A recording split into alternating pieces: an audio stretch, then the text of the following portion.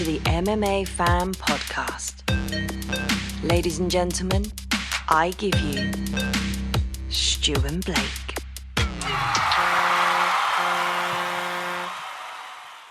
Hello and welcome to the MMA Fan Show. I'm Stu Whittaker. Joining me always, Blake Harrison. How are you, mate?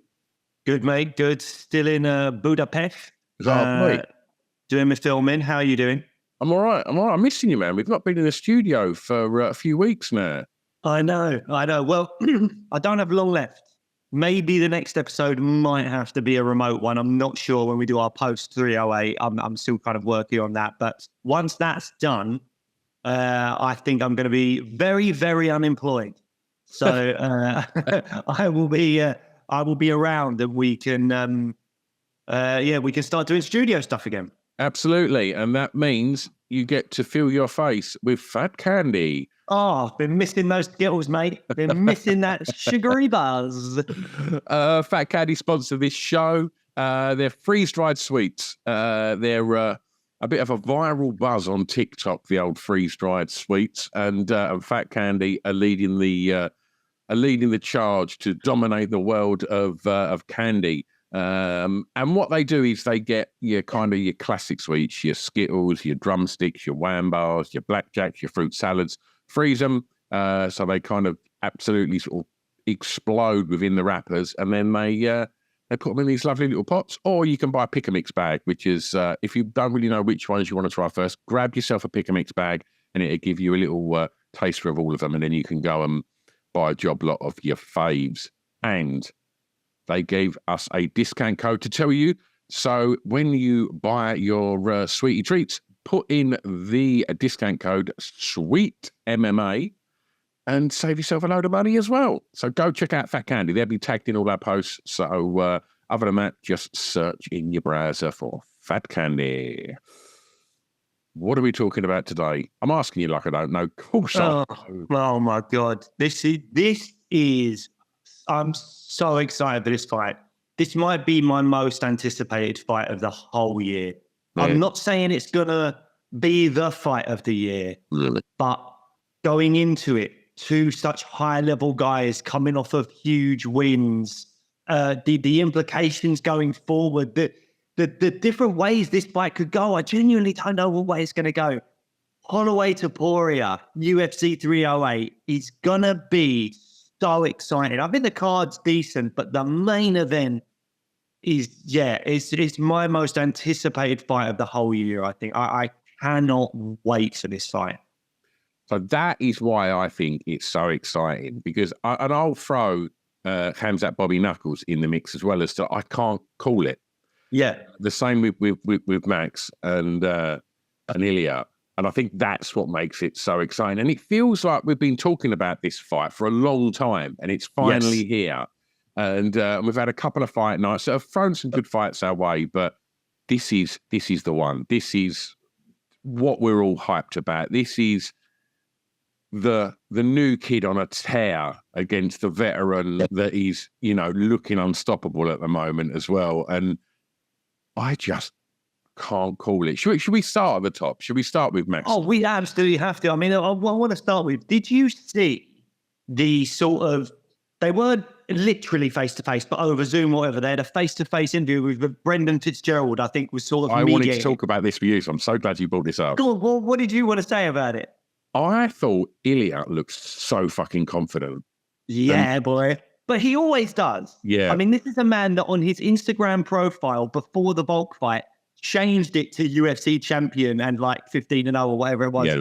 That's the confidence level of this man. I really like the fact that he broke down the people that had beaten him, and obviously mentions Volk and then talks about what he done to Volk and just spoke about the fact that he's unbeaten. And he said, like, I'll fight you on your feet, I'll fight you on the ground. And like, he reeked of confidence, and I thought it was and Max was Max. He's not going to get pulled into that. He was like, nah, yeah, whatever. We'll see what happens. And oh yeah, all the best. But I did also think that Ilya had gone into kind of, I wouldn't necessarily say it was trash talk. It was confident. He wasn't like pulling him apart, and he was just breaking it down, the stats of it, and it was all understandable. And it's probably what, you know, most fighters that in that situation would kind of pinpoint them things. But there was something about, I don't know, say about Max that made me feel that like it was resonating a little bit. Oh, I think he got under his skin a bit, yeah. Yeah. I think Ilya won that kind of like, I don't know whether you were meeting in the Lions, trash talk moment, that interview. Ilya won that. He was speaking in like his fourth fucking language, which is so impressive. But I'm always so impressed by people that speak multiple languages. I absolutely love that. I wish I could do it. But, you know, the fact that he speaks like Spanish, Georgian, does he maybe speak a bit of Russian or something as well? And then he's speaking English, and he was sort of winning the war of words in not even his first language. And what I also loved was how he was like anything where Max could maybe get one up on him, he sort of owned it in a really honest way. Where Max was like, yeah, this guy's been a fan. He's like, yeah, I have. He didn't even let Max finish that. That was what he did. He kept saying, I'm a big fan. I was always a fan. I'm a big fan. I'm a huge fan. You're a great fighter. I'm a really, really big fan. I was also a fan of Volkanovski. And he was like, but watching you and Volk over the years has made me the perfect fighter because I've learned from you. And it's almost, this sounds silly, but it's almost reminiscent of like Eminem in 8 Mile, where he knows they're going to slag him off with all this stuff. And then he just does it about himself. And he says, tell everyone what, what they don't already know about me or whatever it is.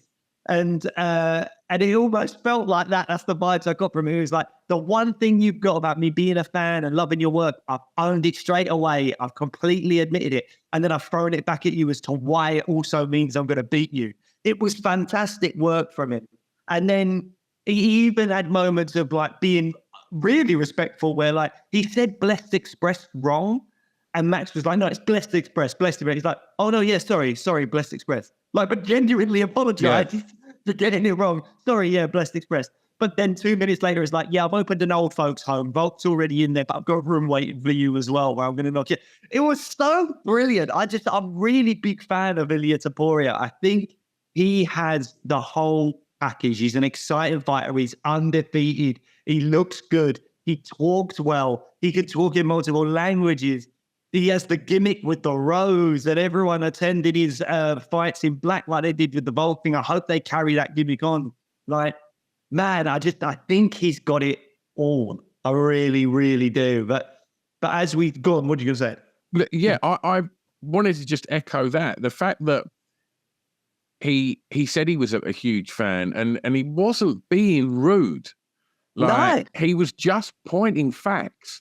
And I think because we're all completely caught up in what Max done against Gaethje, and he was just also said, I think, the rest of the fight, it was just people just swinging, and obviously he said that thing at the end, you were just swinging. There was no skill to it, and as much as the outcome was insane, he's telling the truth. It was just right. 10 seconds. Let's just swing, and it's like I kind of just felt that, and I hadn't even considered it. Obviously, it's not his first language, and he just bossed it, and it was really methodical and on point. And I just think Max probably just left there, just thinking, "Fuck," and if any of the things that he said were resonating, he can't really argue them because they were all facts. And I just think, oh, that's probably got into his head there.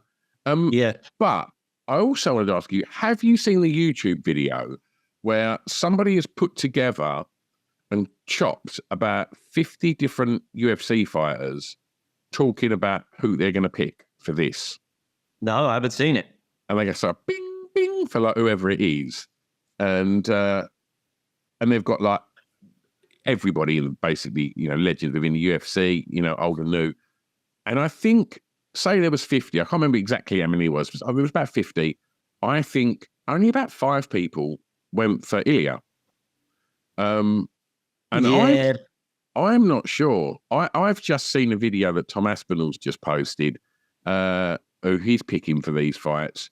And he said it's a tough one, but he said, I think Topuria is going to do it. And well, I want to get on to predictions and stuff, but with stuff like that, I never read too much into when fighters and older fighters talk about who's going to win a fight, because unless it's someone like Dan Hardy, who you know is doing his research, and now Tom Aspinall, I think he's in a similar situation where he's doing his research, he's got the Fight Lab show and all that kind of stuff.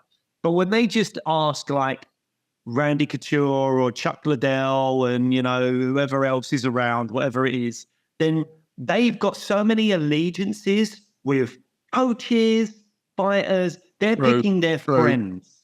They're not necessarily always picking. And they're also looking at the back catalogue of work. And I think as a fighter that's retired, maybe you're looking at what Max has achieved and you want him to win, so you're picking him and stuff like that.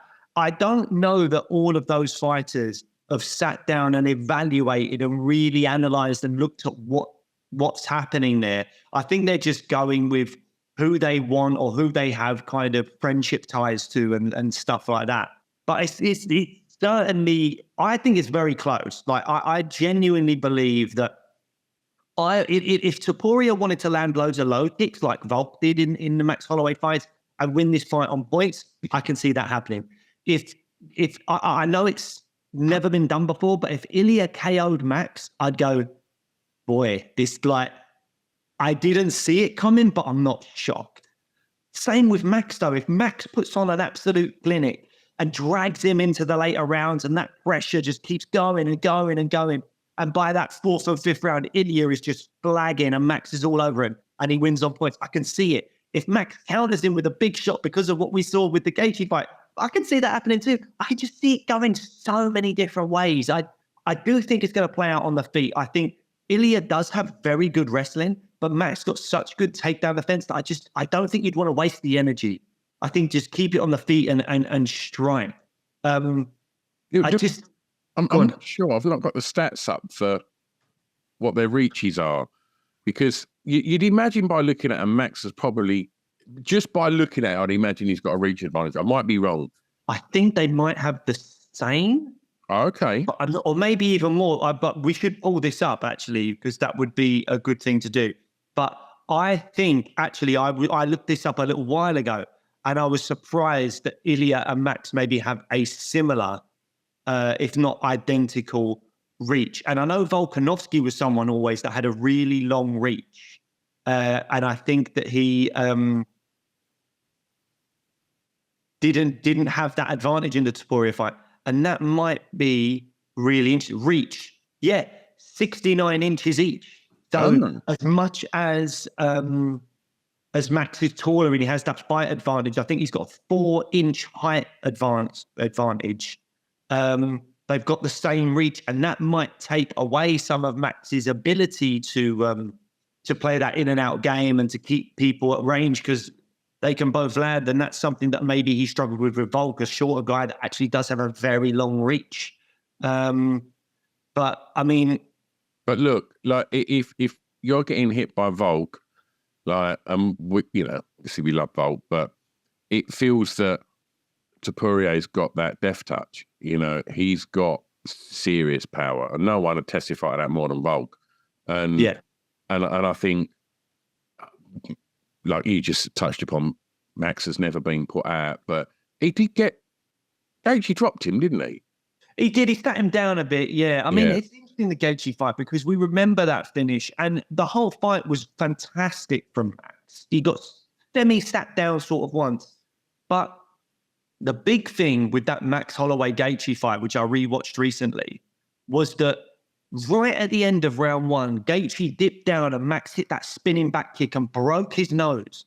So we had an incredible performance from Max Holloway, but Justin Gaethje fought 4 rounds of that fight with a broken nose, mouth open, couldn't breathe properly. That's impactful. And obviously Max caused that, so credit to Max. But when we look at that fight and we look at the knockout, and we look at all these things, we've got a Gaethje that didn't have as much air in his lungs because of the nose break, that was exposed because his chin was open, because he was trying, his mouth was open because he was trying to breathe in through his mouth. Like, these things are maybe factors that led to the knockout. We can't just expect Max, to put on a similar kind of performance necessarily, or to get a knockout in the same way. I looked back at the Poirier-Max 2 fight as well, and one of the big factors in that fight was Poirier's power. Like, Max was brilliant in that fight. Poirier was brilliant in that fight. They both had moments. It was a fantastic fight. If you want to go back and rewatch a good fight, Poirier-Max 2, really, really good fight. But the difference was just Poirier's power. And I think in Topuria, we've got a guy, yes, he's in the weight class below, but he's got excellent boxing and he's got real knockout power. And I can see that being a situation where Max's chin maybe holds up for the whole fight, or maybe not quite the whole fight. But we've got a situation where, almost like that Rob Font Chito Vera fight from a while ago, where Max is outlanding Ilya. But when Ilya lands, it's so impactful. It's so devastating that he wins the rounds based on that. And we could see Ilya with a red face because Max has hit him a few times, but Max's face absolutely smashed to pieces. And he might still be there because he's got an unbelievable chin. And Ilya wins it even though he's been outlanded, but that power just shows through. I'm going to push you to pick who you think's going to win.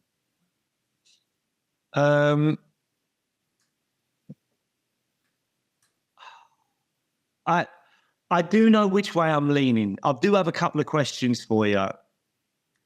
But I think given the vibes I'm feeling, I think the MMA gods are just whispering something in my ear.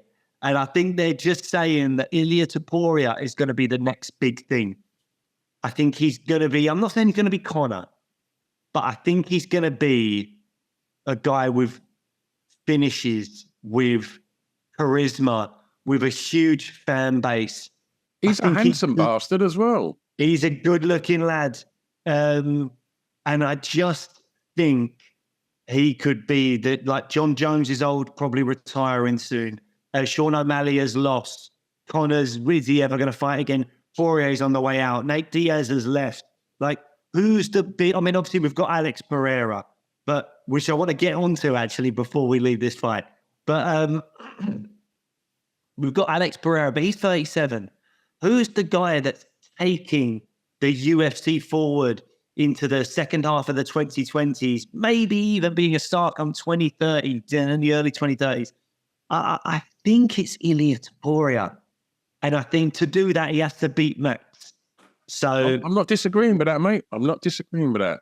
Is your official pick Ilia? Because my heart wants Max. I'm not going to lie. My heart wants Max. I think Ilya's got something. I think Ilya's on a tear, and I want to see where it's going to go. If Max loses this fight, Max is Max. They'll give him another super fight against someone else. And he should just go to lightweight. There's loads of fun fights at lightweight for him. And I'm all up for it. I would like to see Max win though, but I don't. When they first announced it, I was thinking Max is just going to stand on the outside, just box his ears off, and put on an absolute masterclass. And I don't know. As time's moved, I've just can't help but just think he's the real deal, Topuria. And I think he might solidify that this weekend. And so I don't know if he's going to knock him out, but I think he might just dominate him. Right. Well, all right. Well, let me put this to you then. Let's say Ilia does knock out Max. He's the first guy to knock out Max. Right. What does that mean in terms of how we see Ilia Topuria to KO Volk and Max consecutively? I mean, it puts him up as one of the biggest names in MMA. Like, it just opens up a whole world of options. I mean, I don't know how you frame the BMF. Does it have to be, a more of a kind of veteran fighter that's had the wars?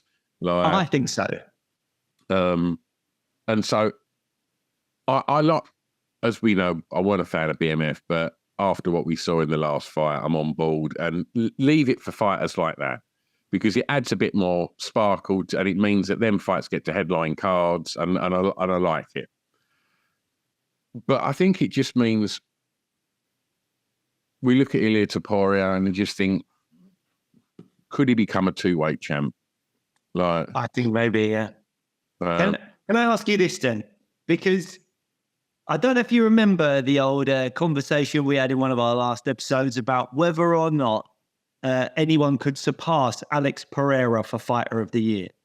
Because that clip has had a lot more eyeballs on it than pretty much any other clip we've ever done on Instagram. And I've taken some heat. I have taken some heat for my take. Mate, it had something like 300,000 views on TikTok, and then they removed it because it had a little bit of footage of something on there. So it's been... Oh, removed. really? Yeah. Oh, I didn't know that. Well, I was talking about Instagram anyway, but I have taken some heat off of the old grammage. And I just wanted to put it to you again. Like, is it crazy for me to be saying, look, if Ilya knocks out Max and Volk combined as knockouts, is that not at least a conversation about what's better between that and Pereira beating Hill, Prochazka, and Khalil Rountree, who, look, Khalil didn't deserve the shot. You could argue Prochazka didn't deserve a second shot. It should still have been Ankalaev. So well, if you put those on a scale, you've got knockout of Max and knockout of Volk versus knockouts of Hill, Prochazka for the second time when he maybe didn't deserve the shot, and Khalil Rountree when he definitely didn't deserve the shot. How do those scales go? Like, what are you thinking? He's still thinking you've got a good argument. You've got a good argument. Like, yeah, because I'll tell you what, some people thought I was absolutely mental for saying that. But yeah, I don't know. I think if we see Max knock him out, then could it be Max? I don't know. Yeah, I don't know. I don't think the MMA community have warmed to Ilia Topuria as much as they've warmed to Pereira, because Pereira's beat Jamal Hill, who he's not a fan favourite. And I think the fact that he doesn't say a lot, and I think obviously what we've seen with Ilia Topuria, he's beaten the nicest guy in the UFC, right? So that's really never going to make you any new friends. And he's, maybe I'm saying this from a UK perspective, but obviously he's had all that beef with Paddy as well. So, the UK fans ain't the biggest fan of Topuria. Not that fight could happen at some point. I don't see that being any time soon. But yeah, I don't know. I don't think and now he's fighting Max Holloway, who basically you're fighting the two nicest guys in MMA that everybody loves. So you've got no way around it. You're the bad guy. And he's probably not. He's probably a really nice dude. He seems like a good lad. But, and to market yourself and to do what you need to do to hype a fight when you're sitting in front of two people that are your heroes that have really shaped who you are as a fighter, to take this full circle, the only way that you can market it is by breaking down hard facts, is everything that makes me think, looking at that, seeing your confidence, I think you're going to do it. Yeah, I agree. I mean, look, just to play devil's advocate, if Max did retain the belt, I mean, what does that do for his legacy? Because he's one of the only fighters, in my opinion, that I can think of that's became champ, lost the belt, and then got way better. That's very rare for someone to become champion, lose the belt, and then get better. I'm just trying to think. I can't think of anyone that's really done that. I mean, people can say, well, they want about John Jones. He didn't lose the belt properly. It got kind of stripped from him. And then when he came back, you could argue he wasn't better because he was had some very, very close fights with the likes of Thiago Santos, Dominic Reyes, and stuff like that afterwards. So yeah, it's not the same thing in the way that he lost the belt. So I can't think of anyone that lost the belt and then got as much of an improvement as what it feels like Max Holloway has done. Yeah. Pereira? Well, he lost a different belt. And he moved up in weight. He did different. But I mean, maybe that's sort of an argument. But in my head, it had to be the same belt. But that's another good shout. Just throw Pereira down my throat again, mate. Yeah, sure, because that's what everyone on Instagram has been doing lately. But anyway, right, let's move on. Stick the fucking acting, mate. Fuck yeah. There was. Go back to the in-betweeners, you mug. All right, well, should we talk Khamzat versus Bobby Knuckles? Oh, yeah. I mean, will Khamzat show up? It looks like he's going to. He's there. He's there. It looks like it's going to happen. He ain't been on them scales yet, mate. He hasn't been on the scales yet. I mean, again, this is another one of those fights where I just don't know. If Khamzat gets robbed down and submits him within the first 2 minutes, I'd be impressed, but I wouldn't be shocked. If Rob TKOs Khamzat in round 3 or something like that, because Khamzat's gassed out in round 1, I wouldn't be shocked. So I just don't know. One thing that's really interesting that I only just realised about this fight, I think it's 5 rounds. It is. That, to me, really favours Rob Whittaker. Why have they made that 5 rounds? Well, a lot of co-main events are these days. I'm all over that because that, like you say, that favours Bobby Knuckles hugely. We've seen Khamzat blowing out of his arse in them latter rounds. I mean, even at middleweight against Usman, the only other middleweight fight I think he's had was, except that weird catchweight, I suppose, against Kevin Holland, maybe. But, he won that first round 10-8, in my opinion. But as much as the judges scored it differently, I scored the next 2 rounds for Usman. That should have been a draw, as far as I was concerned. Because Khamzat just gassed out massively. So if Rob can survive the first round and a bit, I think Rob should win this fight. I really do. Right. Because my heart's with Bobby Knuckles. Like, yeah. But you can't count out an unbeaten fighter as Khamzat's record says. But I think, for me, this is an opportunity for Chimaev to really make a statement, because when he came to the UFC and he was tearing through everyone was like, this guy's unstoppable. And then we've seen him have fights where he's not looked particularly unbeatable. No, he's not looked unbeatable. I mean, I still think he looked good. I mean, he got through the Burns fight.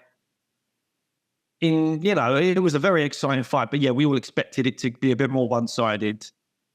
And the Usman fight, as we said, wasn't a great performance, and I think that should have been scored a draw. But yeah, I don't know. I think Robert Whittaker knows that a win is he's probably his last chance at a title run. And I don't know. I think if you jumped in quick, really, with how you broke it down, and I can't really disagree with it. I think if Khamzat wrestles him and submits him early doors, other than that, if it gets into them latter rounds, I think that's where we're going to see the experience and the cardio of Bobby Knuckles start to really kind of get that boxing going, and I'd like to see him piece him up.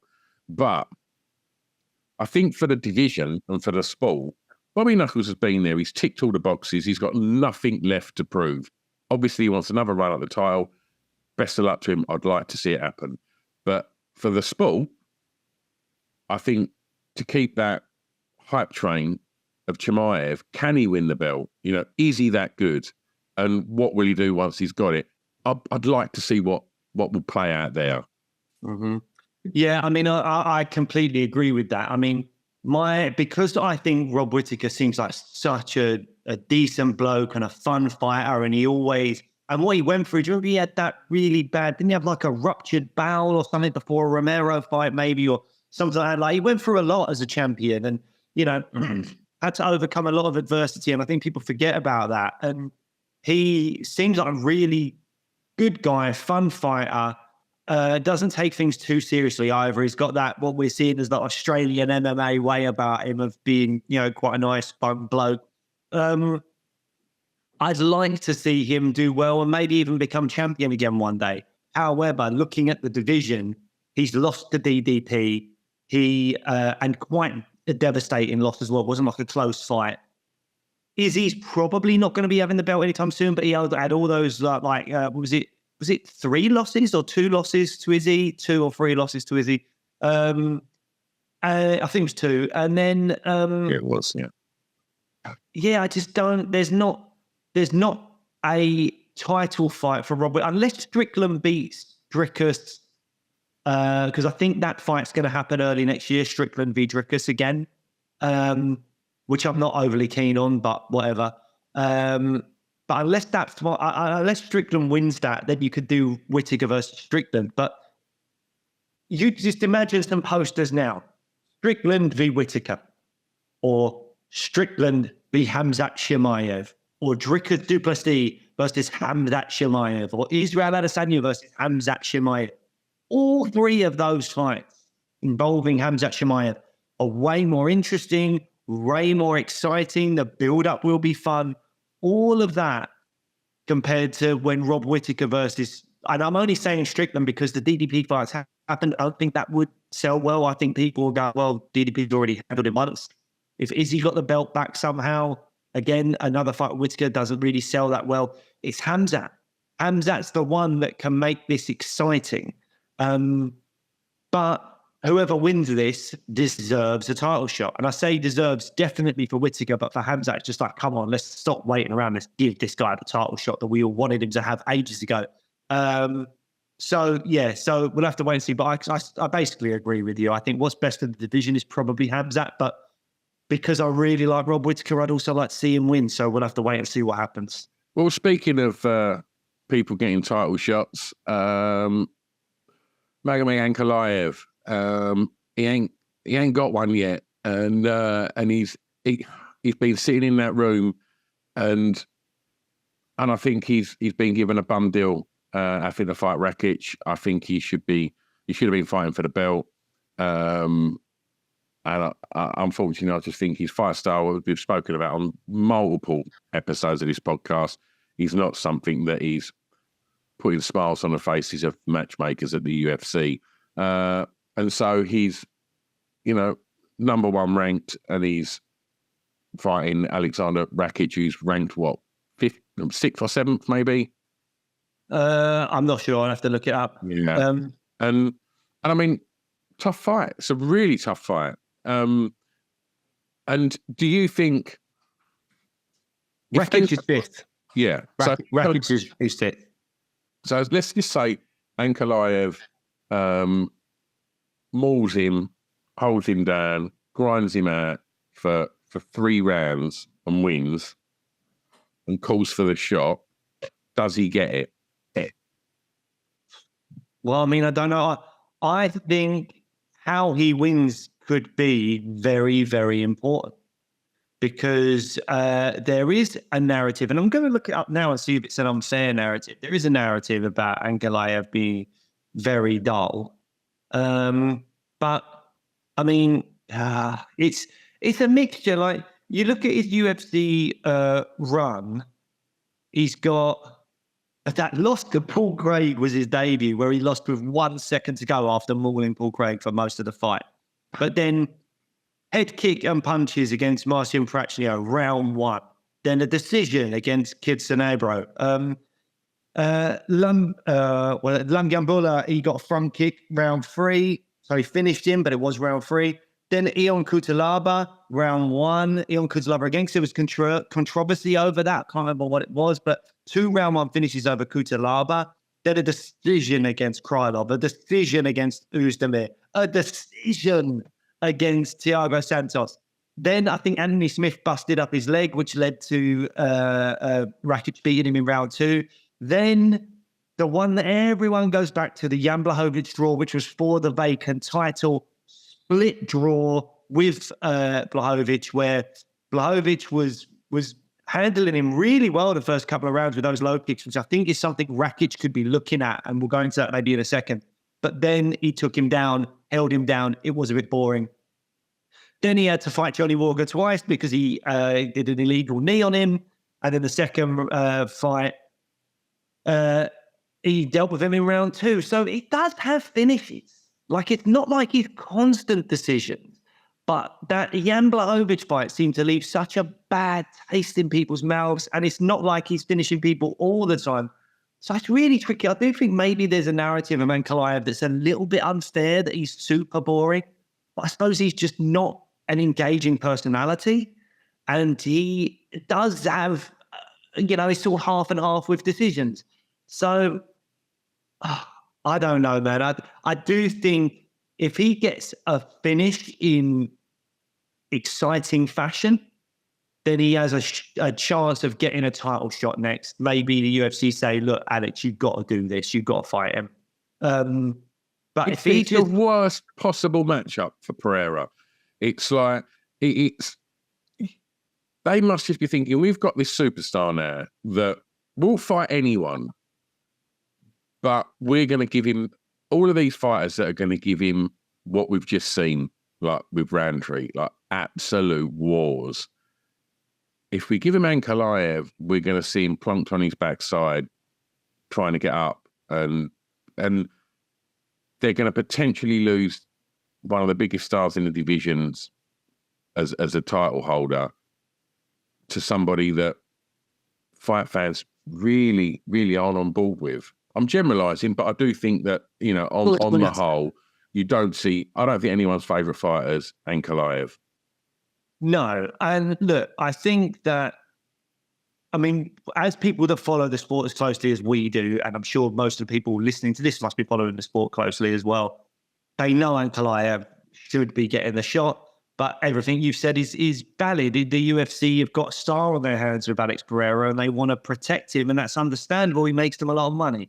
If Rakic wins, that solves all the problems, because Rakic is a fun fighter, and I think Pereira will have a really fun fight with Rakic. So if Rakic can somehow win this, I think he gets the title shot next. Pereira stays in his division, no problem, because if they want to avoid Ankalaev, but Ankalaev wins this fight, there's no one that can get the fight over him. You can't give it to Krylov. You've already given it to Khalil Roundtree when he didn't deserve it. Blachowicz has lost to Pereira already. Obviously, Prochazka's lost twice. Jamal Hill has lost. Johnny Walker, you can't give it to him. Ozdemir, I don't even give it to him. Unless Carlos Ulberg gets like a win against maybe a Jamal Hill or something. That's what I'm saying, is you can't really do it. So that means you're going, okay, we either drop him back down to middleweight to fight Dricus, which is a really fun fight, or you, but it will look like he's running. That is the thing. If he drops down in weight to fight Dricus, it will look like he's running. However, if he goes up, fight? Sorry? Think he wants to fight him? Yeah, he said, hey, well, we wanted to go down and fight Dricus, and I think he'd rather do. Do you think he wants to fight Ankalaev? No, I don't. And again, that's not me saying he's scared. I think if the contract's put in front of him, he'll probably sign it. But I think if he can do something else, he will, because he knows Ankalaev's tough, and he knows that actually no one gives a shit. So if he drops down and becomes a two-weight world champion by beating Dricus, people will care, and people are interested in Dricus at the moment, so that name carries more weight. But I think the thing that he really wants to do is move up to heavyweight. But again, really, I can't see him doing anything against Tom Aspinall. I really can't. And I don't think, look, maybe Jones sticks around to fight Pereira, but I think he's going to retire. Stipe, I just can't see winning that fight, so he's out of the equation for me. So he goes up to heavyweight and either fights John Jones or Tom Aspinall. Now, if it's John Jones, you've got to do it, because what a huge, massive fight. That's possibly the biggest fight the UFC can make right now, is John Jones versus Alex Pereira. And I hate to say that, because I really want to see Tom Aspinall fight John Jones, but in terms of money, John Jones versus Alex Pereira is the biggest fight the UFC can probably make that doesn't involve Conor McGregor. And a winnable fight for John Jones. And it's a winnable fight for John Jones. So it just, that makes sense. And if you're Alex, you want to be the guy to take out John Jones, and maybe you believe in yourself. Maybe you think, I can knock this guy out before he takes me down. But if it's not Jones, it's Aspinall, and I don't think that's as exciting. I actually think Aspinall's a way tougher. I think Aspinall's just tougher all round than John Jones at this stage. I think Jones is older, and I think Aspinall's quicker, and he's a better striker. So, yeah, but he obviously can grapple very, very well as well. So, so I don't know, but I think if he moves up in weight, people could see that and go, look at him chasing greatness. He could become a champion of 3 different weight classes and all this kind of stuff. But if he moves down, I think people will go, you're running a bit. So I do think he might move up, but I would like to see him fight Ankalaev. I think that's the right thing to do, and that's what I want to see happen. But Ankalaev's got to get past Rakic, and as we were mentioning earlier, Ankalaev really struggled with the low kicks of Jan Blachowicz. Really struggled with them. And Rakic in the Yuri Prochazka fight was smashing Yuri's leg to pieces. Rakic was all over Yuri Prochazka for a round of that fight. It's just somehow Yuri Prochazka had a chin made of granite on that net, and nothing Rakic landed on him, even though he was landing flush and landing good shots, couldn't knock him out. And then Yuri just landed on Rakic, and that was it. It was over. But if Rakic wants to try and use the Blachowicz game plan and smash up Ankalaev's legs, that game plan might work because it's worked before. You just got to try and make sure that you can avoid getting taken down. But yeah, we'll have to see. If Ankalaev wins, especially if he finishes him, he's got to get the shot next. Absolutely. Lerone Murphy versus Dan Ige. Yeah, our boy Lerone, really hoping he does well. Ige's fought a lot of tough guys and is a veteran, and he can look good in fights, but he doesn't always win the big fights. He's got losses to Lopez, to Bryce Mitchell, to Korean Zombie, Movsar Evloev, Josh Emmett, Calvin Kattar. These are the bigger names in that featherweight division that he's fought. And he's lots of experience he's got there, though. A lot of experience, and it's not that he looks bad in all of these fights. Sometimes he looks very good in these fights, but he doesn't get the win. So, yeah, I do think that, Ige's best win is probably Edson Barboza, and that was a split decision win that I remember scoring for Edson. That's his best win. It's also Lerone Murphy's best win, Edson Barboza, but he did it in far more emphatic fashion. So he dominated it. So Lerone's undefeated, 6-fight UFC win streak after the draw in his debut. And he's coming off the biggest win of his career against Edson. I do think you could argue maybe Ige's Lerone's toughest test so far, but I really believe that Lerone can get this done. He's got to be wary. He's already mentioned in interviews that Ige's a power puncher and that's his big asset, and it's very true. So he's got to avoid those big shots. But I think Lerone has the skills to do that, and I think he's got the skills to put on a good show, maybe get a 3-round decision, hopefully get a knockout, because those are the things that will propel him up the rankings more. But I think a win here, a knockout win, and a win here, in any way, shape or form, hopefully gets Lerone a really big fight next. But we'll have to wait and see. I'm picking Lerone to win. I think he wins this one. No worries. Best of luck, Lerone. Right. And if people are just tuning into this show for the first time, then go and have a look in the archives, because Lerone's been on many times. He's such a nice dude, and yeah, I mean, go and check out the first episode where we talk about his story. And oh my God, that lad has had some insane things happen in his life, and the fact that he's still competing at the highest level of athletics, he's absolutely crackers. But yeah, what other fights do you want to talk about? That's the main card done. Look, there's a few fights that are interesting, but I don't want to spend too much time on them. Shara Bullet versus Petrosian. I mean, we know what we're going to get from Shara Bullet. He's going to try and keep it on the feet. He's going to be a fun striker to watch. Petrosian showed against Christian Leroy Duncan, who's another really great striker, that he's happy to hang on the feet with these unorthodox, interesting strikers. And that's kind of his main thing, is he wants to strike with you. So I think this could be a fun fight, because if it plays out predominantly on the feet. But one thing that Petrosian did do is when he got hurt in the third round against Christian Leroy Duncan, he took him down and then he held him down. So I think that if you're in Arman's corner, you might be going, let's do that wrestling thing. Yeah. But Petrosian's natural game plan is to be on the feet, uses Muay Thai. Shara Bullet wants to keep it on the feet. We could have a really fun, high-level kickboxing match there. By all means, jump in if you've got anything you want to say about any of these. No, I'm yet to be blown away by Shara Bullet. Me too. I'm not as hyped as the UFC seemed to be with him. I thought he didn't look particularly great on his last outing, and he got the win, obviously. But what we've seen, what I've seen, he's a bit of a one-dimensional fighter, and I'll be interested to see what happens when he starts getting thrown about a bit. But I still like the idea of him fighting like Kevin Holland or someone like that. But I mean, if he gets a win here, I mean, I'm a bit upset about it still. We haven't spoke about this, but Michel Pereira lost at the weekend, one of my favorite fighters. He lost to Fluffy Hernandez. Maybe that's a good fight. Michel Pereira versus Shara Bullet, two really unorthodox, interesting strikers, would be good. Mitabek Orabai is fighting Mateusz Rebecki. Now, that Orabai has got a lot of buzz around him, and Rebecki's coming off his first UFC loss. So this is a really tough challenge, and it just goes to show how tough the lightweight division is, because these are fighters that a lot of people probably don't know, but they're very, very talented.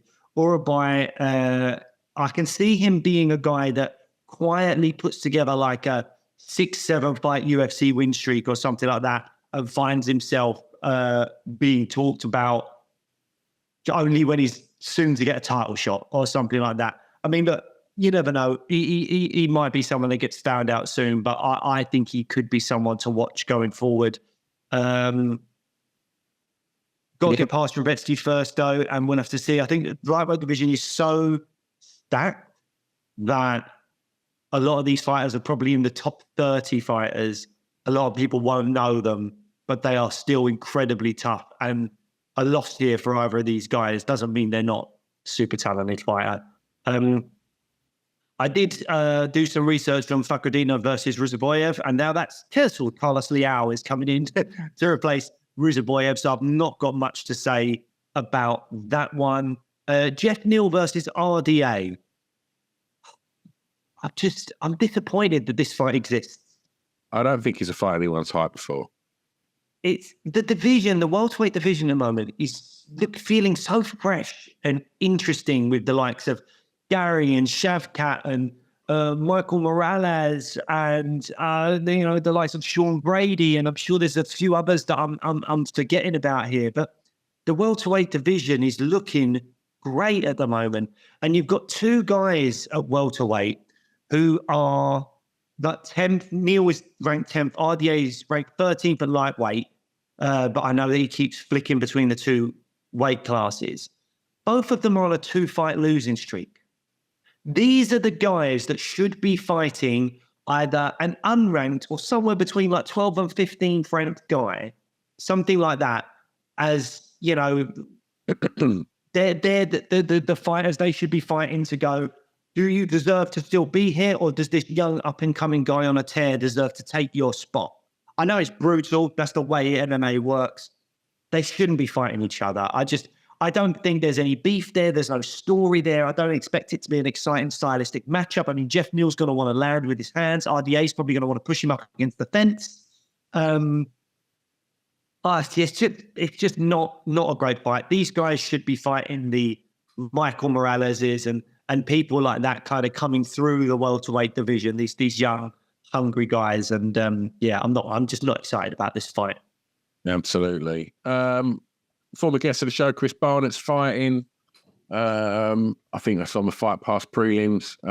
He came in at short notice. I think it was supposed to be like Justin Taffer or something like that, but he came in at short notice. But that again could be like a really silly, fun fight.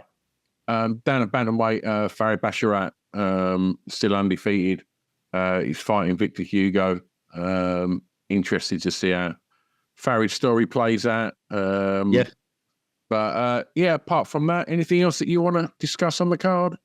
No, I always love a bit of Said Nurmagomedov, but that fight's also cancelled. Daniel Santos has pulled out. So, that's basically it. I think this main card is very good. The co-main event is super interesting, and the main event is must-see TV.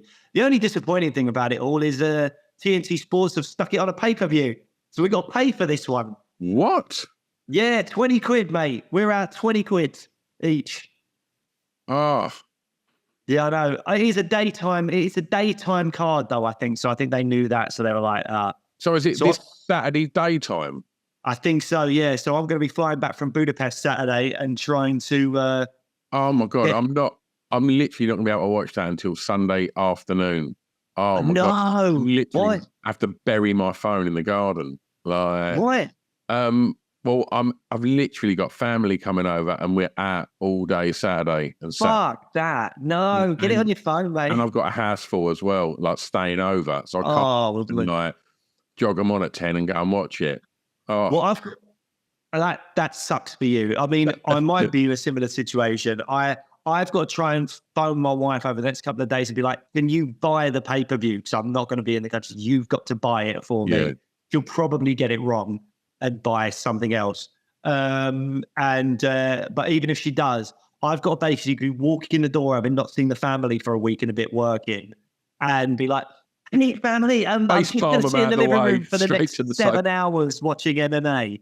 So that's going to suck. But we'll see if I can get away with it. Just one last thing.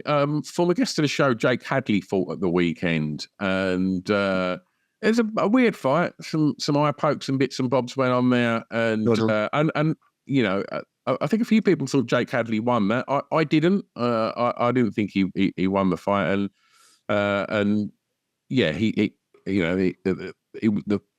wasn't awarded the win, and subsequently I've seen he's been cut from the UFC. Is he? Yeah.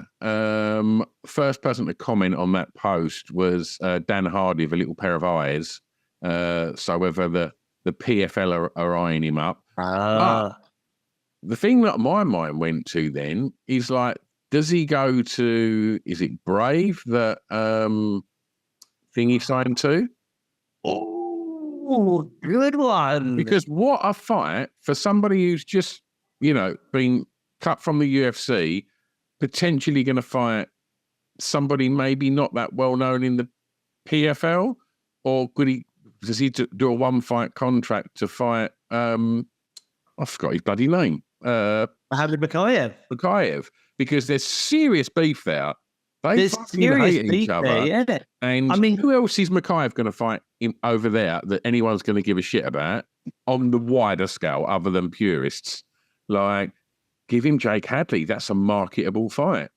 It is a marketable fight because there's a lot of beef there. However, their records don't quite match up, as you said. Like Mohammed Magomed really should have been getting a UFC title shot. He's been cut for whatever reasons you want to give. And I know some of his behavior wasn't great. But I think, unfortunately, Jake Hadley's in a similar boat. When he was on the Contender Series, there was complaints about some of his behavior. I don't know exactly what went on.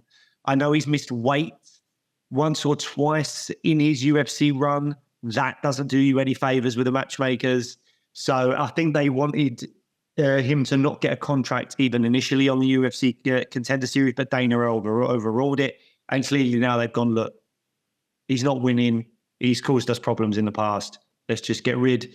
And that is just the way it goes, unfortunately. Look, he might be able to find his way back.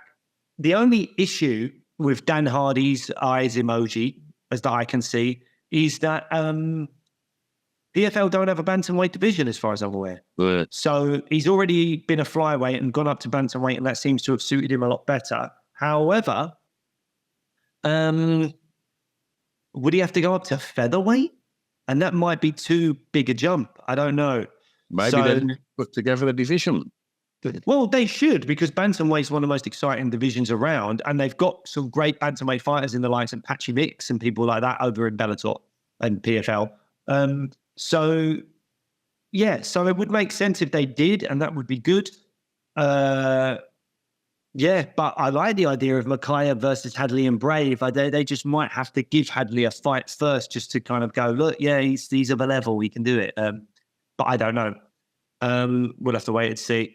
But yeah, good shout. But I didn't know he was cut. It's one of those things where I think referees should be harsher with eye pokes and stuff like that and actually take points more often. But because of the inconsistencies and the fact that it's very rarely ever done, it did feel harsh on Hadley for him to have a point taken. I think he'd already done a low blow.